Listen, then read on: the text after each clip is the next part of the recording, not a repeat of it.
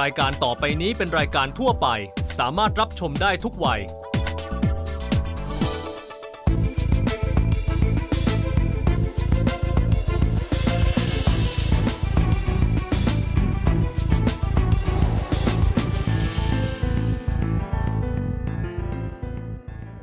สนับสนุนโดยรุ่นใหม่ Isuzu D-Max 1.9 DDI Blue Power World Camera กันเองทุกเรื่องกล้องและการถ่ายภาพ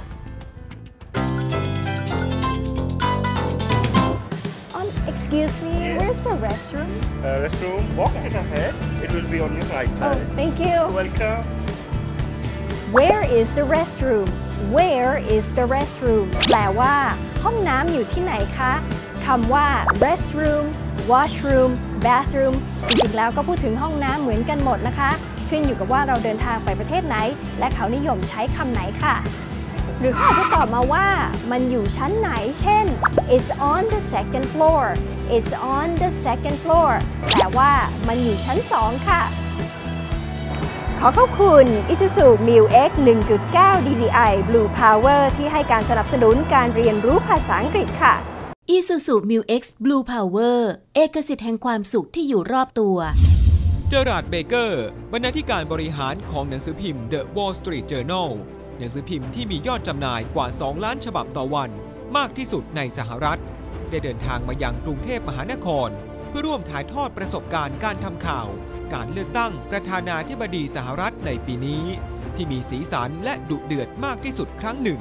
เบเกอร์ซึ่งเป็นชาวอังกฤษโดยกำเนิดแต่ดำรงตำแหน่งบรรณาธิการบริหารของหนังสือพิมพ์อันดับหนึ่งของสหรัฐมาตั้งแต่ปี 2556 คนนี้ผ่านประสบการณ์ด้านสื่อมาอย่างโชคโชนโดยเคยทำงานกับทั้ง BBC, Financial Times และ Times of London นอกจากนี้ยังเคยทำหน้าที่เป็นพิธีกรในการดีเบตของผู้สมัครชิงตัวแทนพรรครีพับลิกันในปีนี้มาแล้ว Jerry, you are a British citizen. Have you registered to vote? I haven't. I have a green card. I've lived in America for 20 years. So you can vote? So I can't vote, so I don't have a vote. You can vote? No, I'm disenfranchised. Disenfranchised? Donald Trump may even throw me out of the country if he becomes president, so who knows? So have you planned... I hope not. That was a joke, by the way. Have you planned to go to Canada? Because whoever becomes president, you said people will start moving to Canada. That's what they say. Whether they actually decide to go to Canada. I love Canada. It's a wonderful country, but it's not for most Americans. It's a very different place, and I think Republicans, conservatives, may find themselves not in a very congenial environment in Canada, especially under the current government of Justin Trudeau. So I suspect the Conservatives may not. I think on a serious note, I think a lot of people on both sides, particularly I think on people who are very concerned about Donald Trump, whether they'll actually vote with their feet and move to Canada, I don't know. But there will be a lot of people. I think one of the challenges that America will face is whoever becomes president again, you're going to elect in November, largely somebody who is widely disliked by a very large share of the population. Yeah. That's never happened before. It's never happened. And so that normal coming together that Americans have after an election is supposed to be a unifying and a clarifying moment. You elect a president, the debate is over, the president gets elected, we'll see what happens in the Congress, the House and the Senate, but at least there's a period, so-called honeymoon, when a president can expect to try and bring the country together, to try and pursue his or her agenda, but do it in a way that is not seen as overly divisive. It's going to be even harder this time. So there's no honeymoon? No honeymoon. Somebody just told me that the choice is between a crazy old man and a sick old lady. What has happened to America? Yes, I think that is maybe a little extreme. On both fronts. It's a good question. Look, again, you do. First of all, the age thing is interesting, right? Yes. I mean, if Donald Trump's elected, he'd be the oldest person ever to be elected to the presidency, if first time around. If Hillary Clinton's elected, she'll be the second oldest. Ronald Reagan was 69, Hillary's 68, Donald Trump is 70. This is America is a country about the future. It's about optimism. It's about it's got a large, vibrant young population. President Obama himself, of course, was in his 40s when he was elected. Even President Bush, who now seems like an old man, was in his early 50s when he was elected. President Clinton was in his early 40s. It does look like, on so many levels, for many Americans, a very unsatisfactory state of affairs, that you have these two, frankly, elderly people who are contesting the presidency.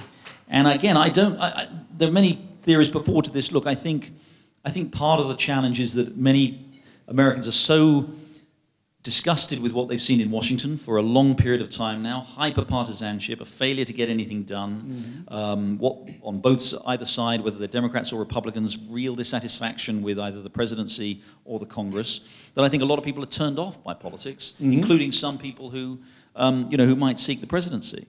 Now, it is interesting that, in the primary campaign, the Republicans, to be fair, had a range of candidates, 17 candidates actually, many of whom were young, vibrant people with a strong, positive vision. You may not have agreed with it, but they were. Marco Rubio, relatively young, of course, Ted Cruz, Rand Paul. Of course, on the Democratic side, Hillary was the youthful, dynamic one. Because her challenger was someone who was actually 73, almost 74 years old. Right. So there is something there. Again, I think the Democratic Party in particular has become a little congealed in the last 20 years. They've lost a lot of state houses. The Republicans have advanced a lot in the states. A lot of governors are Republican. They've taken a back seat for most of the time in the House of Representatives and even in the Senate. So I think they have had a thinning out of their ranks. That's why on the Democratic side you haven't had, and Hillary Clinton is such a dominant position and the Clintons occupy such a dominant position in the party. That's why you probably got where you were. On the Republican side, it's more of a mystery because they did have a range of candidates who would have been, to many people, more attractive than Donald Trump. What will happen if Hillary gets too sick to run in the next few weeks? What happens to the nominee? How does the Democrat Party pick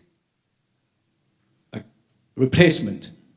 On the other hand, if Donald Trump gets into trouble in such a way that he cannot run, how would the Republican Party names a new guy? So I think I should say first of all that on either side, but even on the Democratic side, where obviously there are more questions about Hillary Clinton's health, it's extremely unlikely to happen. I mean, Hillary Clinton, although she had that episode last week and there have been questions about her health, she seems fit enough. I mean, she may be 68 years old, but she's running a grueling campaign. She seems to be in reasonable health.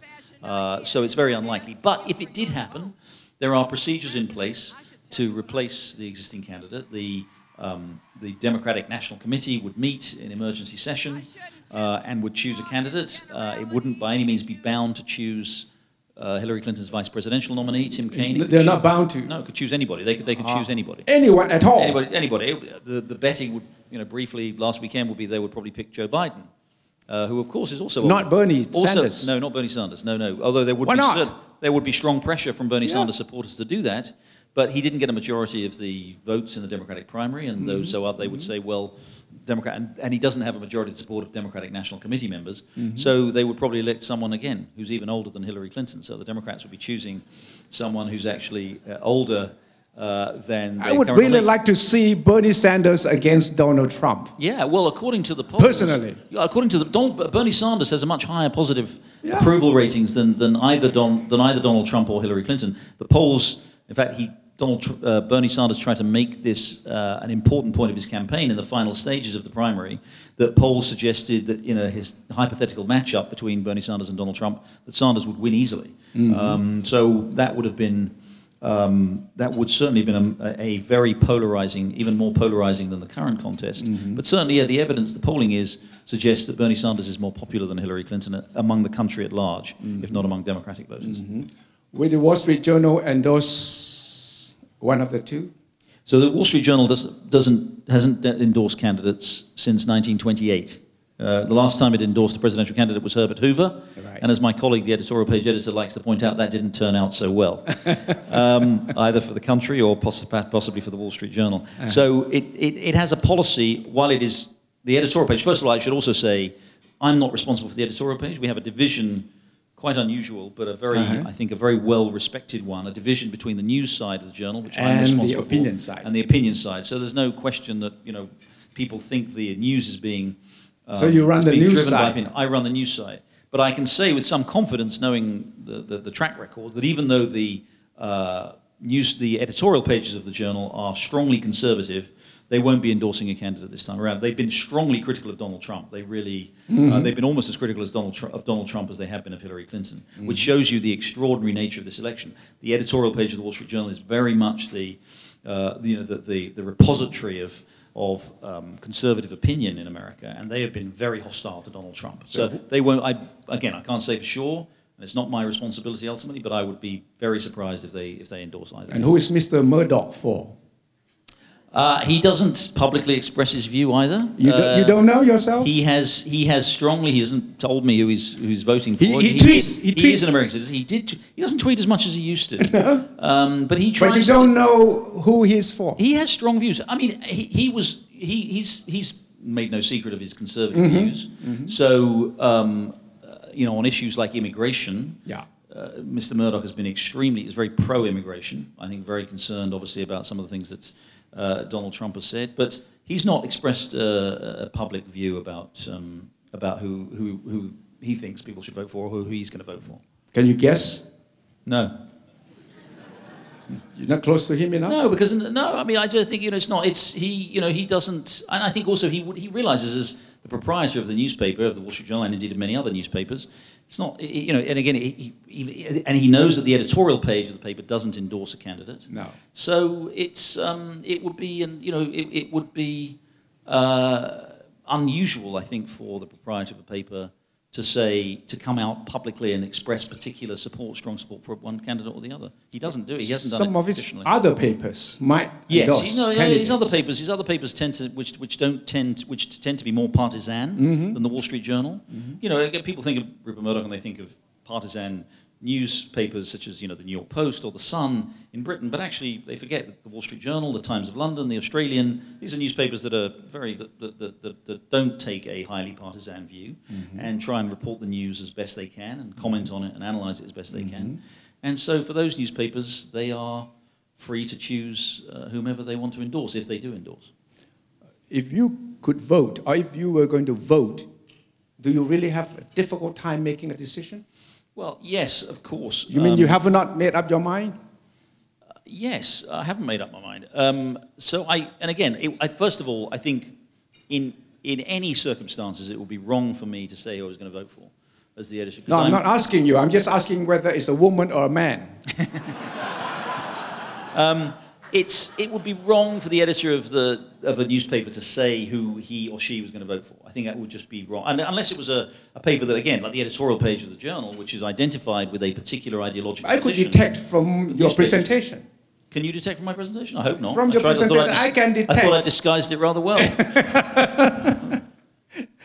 Anyway, someone who follows the news very closely, who knows the inside story, outside stories. It's still difficult to make a decision, huh? Look, I think this is a very unusual election. There are many conservatives who are not going to vote for Donald Trump. There are many conservatives who've publicly expressed their support for Hillary Clinton, even though they're not Democrats. They would not, in almost any other circumstances, bring themselves to vote for Hillary Clinton. They are so concerned about some of the things Donald Trump has said that scare people, which I talked about, but B, also by the fact that Donald Trump has not, over any kind of any part of his lifetime, seemed to be very conservative. I mean, he's only recently become a Republican. He said very kind things and warm things about Barack Obama in 2008 and Hillary Clinton in 2008. He has on all of the big issues.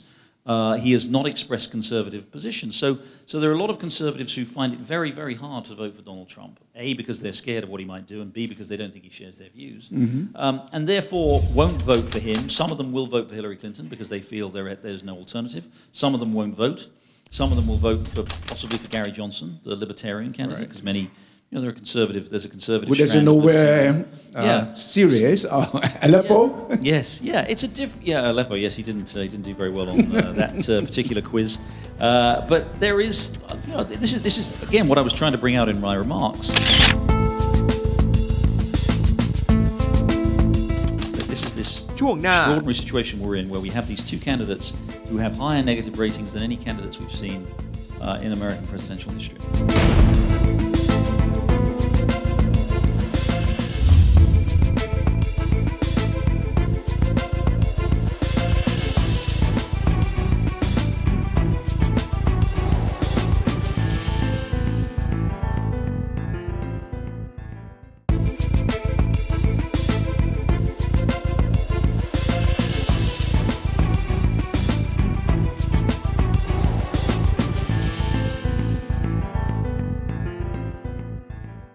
สนับสนุนโดยยูโรเค้กอร่อยทุกที่ทุกเวลาพรีเมียมเอาท์เล็ตแฟคทอรี่เอาท์เล็ตของแบรนด์เนมระดับพรีเมียมโอลี่คัมรี่ยากที่ใครจะตามทัน Yes, yeah, it's a Aleppo. Yes, he didn't do very well on that particular quiz. But there is, this is again what I was trying to bring out in my remarks. A lot of people are very uncomfortable with the choice that they have. Democrats too. There are many Democrats who voted for Barack Obama who are not going to vote for Hillary Clinton because they don't, again, for the reasons that I said, they don't trust her.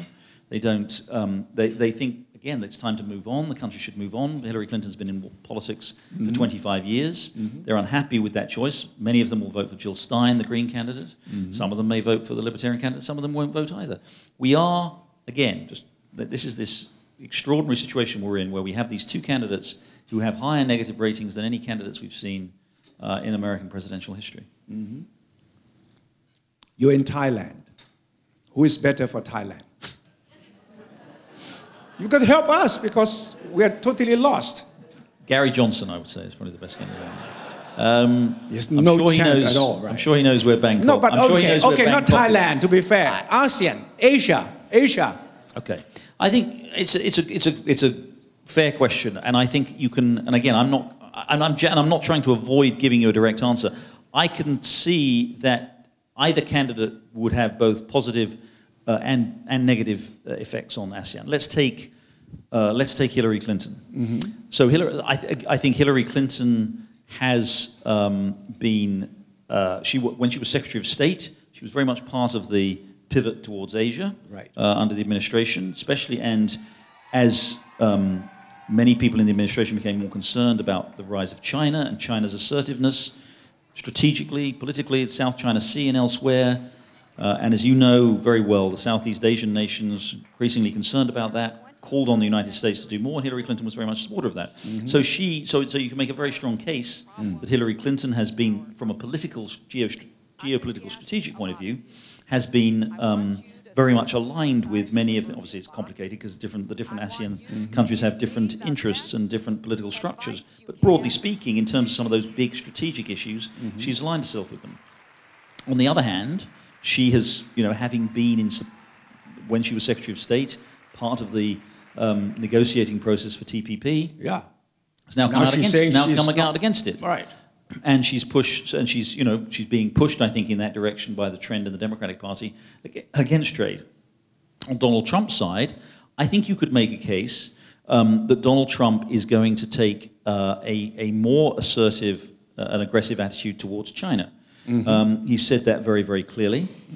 He has talked about Asian nations, not so much ASEAN, but Northeast Asia, Japan and Korea in particular, taking on more of a responsibility in their own defense. And build your own nuclear possibly being, he pulled back from that initially, having suggested that maybe Japan could become a nuclear power. But I think again there, he probably, his administration, if he became president, would probably tend to take an even tougher line with China than say Hillary Clinton would be entitled to do. So you could see that, and again that has both pros and cons for ASEAN. Obviously, many ASEAN countries want to see the United States' presence here, maybe bolster those countries in some of their issues with China, diplomatically and strategically. At the same time, maybe they don't want someone who's going to provoke the Chinese too aggressively. And you could do that. So, it's difficult to say. I think the other question more broadly is, what is how does the next president change the U.S. role in the world? I do think Hillary Clinton will pursue a more assertive foreign policy, a more engaged foreign policy. Donald Trump seems to indicate that he would take a more, I don't want to say isolationist because I think that's maybe too strong, but he has very much talked about getting the US out of foreign entanglements. So again, I think you see there that might be, depending on your view in ASEAN or in Southeast Asia, or indeed anywhere else, you might want an America that is more engaged in the region, or you might actually say, you know what, actually, I think... What will happen to pivot to Asia? What will happen to the What will happen to pivot to Asia? Well, I think, again, if Hillary Clinton were elected, I think, you know, again, she was very much associated with it as Secretary of State. I would expect it to be part of, you know, look, everybody understands in Washington the importance of Asia. If anything, I think the Europeans feel that they've been rather neglected for the last 8 years as this administration has pursued a relationship with Asia that is much closer than anything that's been seen in the past. I would expect Hillary Clinton to continue that. She was associated with Secretary of State. Again, with Trump, I think you would expect to see a less engaged United States because he's talked very strongly about bringing Americans home. He's talked about getting American forces out of Asia, giving you know, more of a handing over more authority control to Korea and to Japan.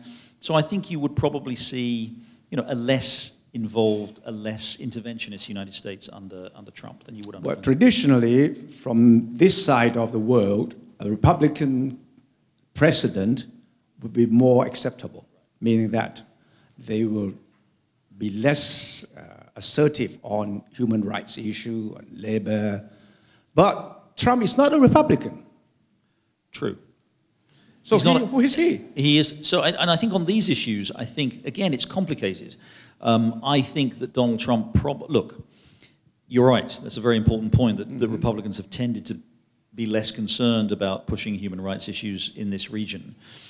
I think, again, that would be, Donald Trump would be a break from that, though, because I don't think Donald Trump has demonstrated a track record of being particularly supportive of human rights in many countries. If you look at his relationship with Vladimir Putin, who he seems to admire enormously, you know, that's not a country, that's not a government with a strong human rights record. So I wouldn't expect whereas, you know, a Jeb Bush or a Marco Rubio would, I think, almost certainly have taken a more, you know, sort of strategic approach. I don't think Donald Trump will be concerned about it. I think Hillary Clinton, you know, again, has a record, as you say, as a Democrat. Democrats tend to be more engaged on those issues. I think she probably would be. I think that's the way, you know, that's the way that, you know, the thinking in the Democratic Party's foreign policy establishment tends to be. But I do think overall, whether it's either party, there will be much more pressure on them to address the issues that America has at home, and I think to address these concerns that Americans have about the sense of their loss of primacy in the world. And whether you do that through more intervention or less intervention will largely be determined by who becomes president. Trade. Free trade seems to have disappeared from their platform. Even Hillary Clinton herself, who supported TPP, now she's saying no. Donald Trump clearly is against any free trade arrangement. Does it mean that doesn't matter who becomes president, the free trade idea would suffer? I think support for free trade in the United States is very, very low generally, and that's why both candidates are against TPP. It's why they're almost certainly against. But Obama was here in this region last week. Just very recently, yeah. Trumpeting TPP again. What does it mean to us? He's also signed bilateral trade deals with Korea and elsewhere too. Yeah, I mean that's look. He doesn't have to run for re-election. That's one of the reasons he's able to support trade deals. If he did, it would be much harder. The candidates who are running for election know that the popular mood is against trade. Now, again, the question is: do you just how far do you push it? Do you abandon TPP and just leave things broadly as they are with sort of WTO arrangements? or do you do which is probably Hillary's position, or do you do what Donald Trump is proposing, at least what he has proposed, which is the imposition of tariffs against countries, a 40% tariff he's talked about for China, for Chinese goods, largely in response to what he says is their manipulation of the exchange rate.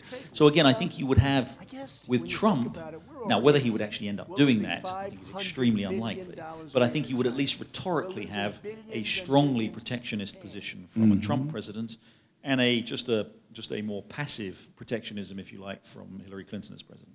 Russia, Putin seems to be interested in deciding this election in the USA. Do you think Putin really has that power? It's hard. He was obviously a member of the KGB, an officer in the KGB. So he operates in ways that probably most of us don't necessarily understand. At least I hope we don't understand. There are such things as false flags and double agents and all that kind of stuff that he's familiar with. So, but certainly from everything we've seen from Putin, from what we believe to be true from Russia, of course Russia's denied any involvement in this hacking, but it does seem to be that he seems to be more in favor of Donald Trump winning the election, the Republicans winning the election, than Hillary Clinton. But again, I don't know. Is that for show? Is it because he thinks Trump will be easier to push around? Is it because he thinks he has a better relationship with Trump? Is it, are there other factors going on? I mean, certainly what Trump has said about Ukraine, Crimea, what he appeared to say about whether or not the United States would come to the aid of a NATO power if it were attacked by Russia, casting even some doubt on that, a treaty obligation, that does suggest that Trump would be much better news for Putin than Hillary would. That said, remember, it is important again to balance that with Hillary came in 2009 as Secretary of State with the famous reset button with Putin. After what was seen as a bad relationship in the final years of the Bush administration, they came in determined to do business with Russia and to work with Medvedev and then Putin in some of those regional issues. Now, of course, it all went south when the Ukraine crisis blew up and Russia essentially partitioned Ukraine by taking Crimea. But Hillary Clinton has a track record of actually having tried to work with the Russians at an early stage, and by the way, over issues like the Iran deal and some of those other regional issues. Syria now, the United States is having to work more closely with Russia over Syria. I don't think either candidate will be able to take an aggressive posture towards Russia, or will be inclined to take an aggressive posture towards Russia. I think there is too much at stake.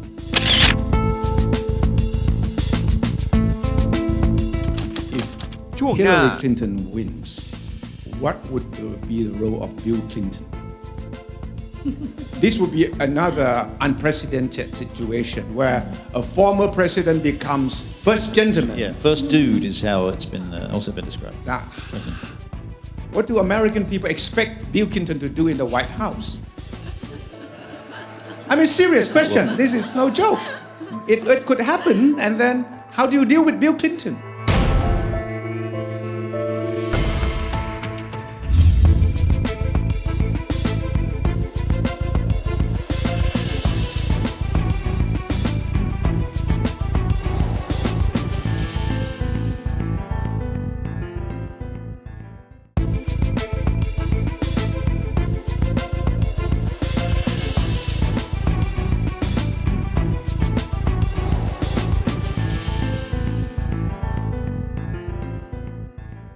สนับสนุนโดยเลือก Mitsubishi Pajero Sport ใหม่ Jerry, you think Donald Trump is serious about building the wall?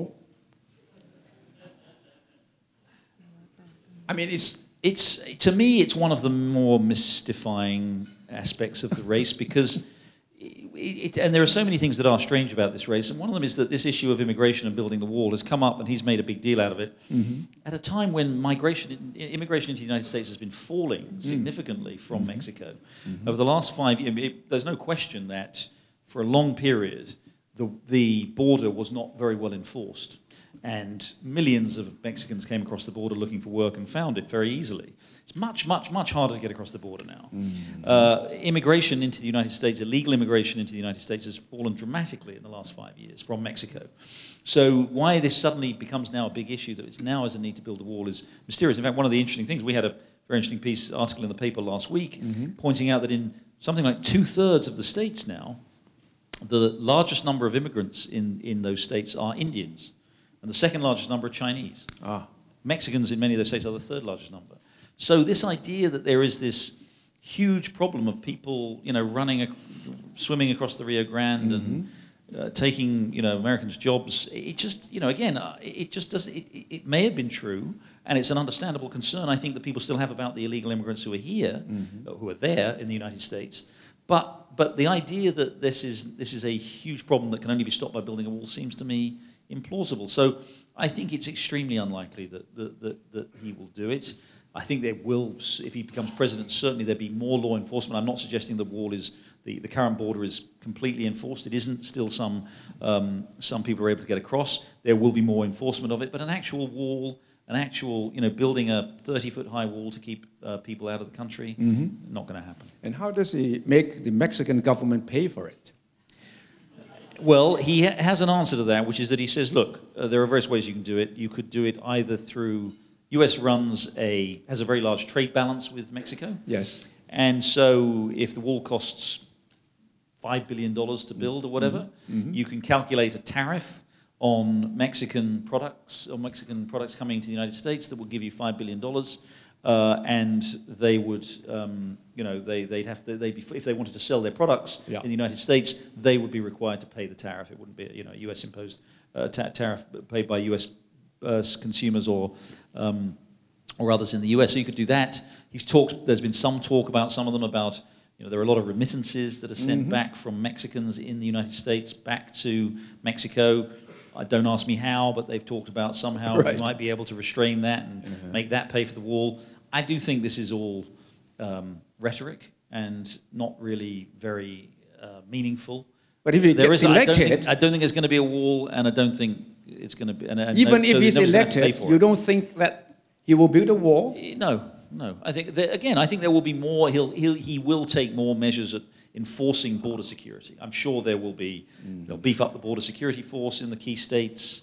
There'll be certainly tough measures against criminals in the United States who are illegal immigrants. They will be deported. But the idea that they will build a physical wall at this stage, when it is so much less of a pressing problem for the United States, just seems to me to be fanciful. If you were his advisor, what would you advise him to say and do after he's elected and not doing anything at all that he has promised during the campaign? Say as little as possible, I would think. That seems to be the message. Because someone has to do that. That's the message he's been pursuing. He has been pursuing quite successfully for the last couple of weeks, actually. That's one of the reasons he's doing well, is that he's been quiet and he hasn't been tweeting as much. Right. Stop tweeting. That would be one of my first pieces of advice to him. Stop tweeting. Yeah. Look, I think and it will apply to Hillary Clinton too. It'll probably apply to Trump more, because I think he'll have a number of messages to get across. He will have to try and bring the country together. Yes. In his case, he will have to work very hard to reassure people that he can be trusted in the Oval Office, that he has the character and the temperament and the personality. One of the most effective critiques that Hillary Clinton's had against Trump is that, a man who can be baited with a tweet, which he can be, is not someone who should be entrusted with national security of the United States. And I think he's going to have to find ways to say, look, without directly distancing himself from things he said in the campaign, he's going to have to find ways to reassure people that he's not crazy and that he's not going to do something crazy. And I think that message will apply to the rest of the world too. He will have to do that for the rest of the world. But either candidate, as I say, whoever wins, will have a tough job to reassure Americans who don't trust that candidate, who don't like that person as president. One of the big problems America's had, in the last 20 years, is rising partisanship and a hostility. And I think it's the most regrettable thing is that, people just used to disagree with each other, and they would disagree. A president would be elected. They may not like what that president did, but they opposed what that president did, and they voted against him in the next election, and they voted against his party in congressional elections or elsewhere. The problem in the last 20 years or so is that they've come to delegitimize the very presidency itself and the president himself. Started really with Clinton when, impeaching Clinton, Clinton was impeached over the Monica Lewinsky affair, and Republicans led that charge. Then when George W. Bush became president, huge number of Democrats said they wouldn't accept him as president. They didn't accept his presidency. It was illegitimate because he hadn't won. He cheated by winning Florida, but the Supreme Court had it in the election. When Obama became president, a large number of Republicans said he's not president. He can't be president because he wasn't born in the United States. The birth movement. So this I think is where you've gone from understandable, healthy partisanship to something much more sinister and damaging, which is an actual refusal to recognize even the legitimacy of the person holding the office. And I think America's got to get away from that. And I worry that now we've got two candidates who are ripe for even more of that treatment when Donald Trump has already said if he loses the election it'll be because of fraud. Yeah. The Democrats are already implying, in that question that we had there, that if they lose the election it'll be because the Russians fiddled with the election system. Right. It's a real, I think Americans need to, the country needs to, not everybody, but these highly partisan people need to row back from these positions and understand that it is still one country. It's a great country, and it will only really thrive if people work together, whoever is elected president. It'll be hard for the next president to do that. Is British politics better? No. Interesting. Look, all politics is interesting. The exercise of how people come to... Why did David Cameron resign? Because he staked everything on that referendum. Because no, as an MP. Oh, as an MP, sorry. Because he wants to make some money, I think. I assume. MPs are paid £75,000. What is that? $100,000 a year. He's been prime minister, where he didn't earn much more than that for 6 years. I'm not being flippant here. I think he's a young man, relatively. He's still only 50. Sure. Yeah. He's got plenty of opportunities.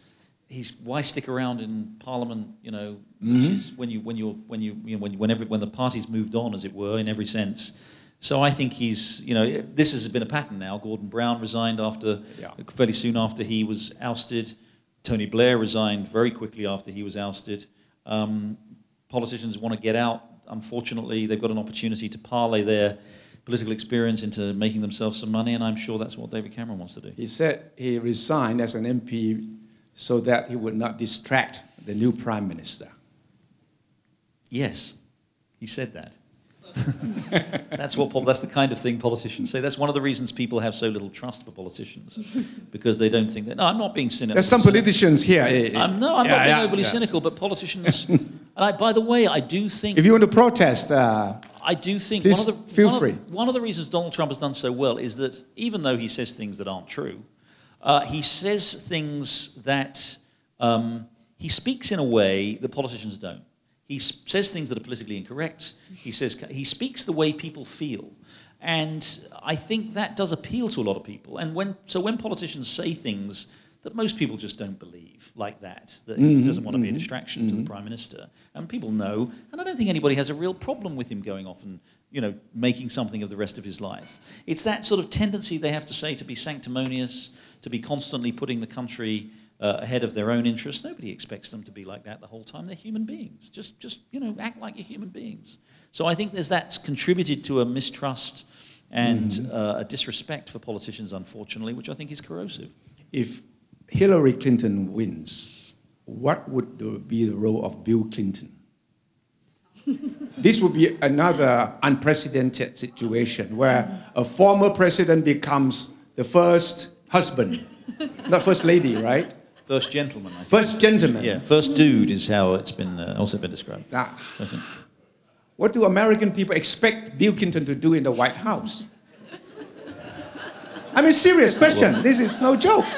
It could happen, and then how do you deal with Bill Clinton? Well, the sort of slightly flippant answer is they'll expect him to do in the White House exactly what he did in the White House last time. But as we learned, Colin Powell clearly seems to think from the hacking of his emails that we saw published just today. But it's a good point. It's another good question. Yeah. You will have an ex-president in the White House. Hillary Clinton at one point in the campaign actually said she'll put him in charge of economic policy, which is a pretty extraordinary thing to say. She kind of backed off it a little bit later. But he will look, anybody who knows Bill Clinton, he's a very engaged, very intelligent, very passionate, very enthusiastic, and very accomplished political figure with all kinds of flaws that we all know about too. And he will not be able to resist being involved in policy. He will clearly have a role in policy. Now, whether that is making people happy or concerned, I genuinely don't know. Look, there's no question that people still have most Americans still have quite a high regard for Bill Clinton, despite the issues around his sort of personal life and some of the other stuff. He still has quite positive, in fact, he has much more positive approval ratings than his wife. So they wouldn't necessarily object on that score. I do think it does worry some people, though, that it will be a kind of a restoration and it does represent a kind of dynastic approach to politics, and that they will be getting, I think this does concern people, and I do feel, and I don't know if there's strong polling evidence for this, but I think it is something that one feels anecdotally. There's a concern that it will be back to all the problems that we had when Clinton was in the White House first time, and that whole concern about the scandals that came up, the issues of The problem is behavior. Bill Clinton will have more free time in the White House if he goes back as first gentleman. Yeah. And with free time, he could get really... The devil makes work for idle hands. That's right. That's right. Yeah, in England.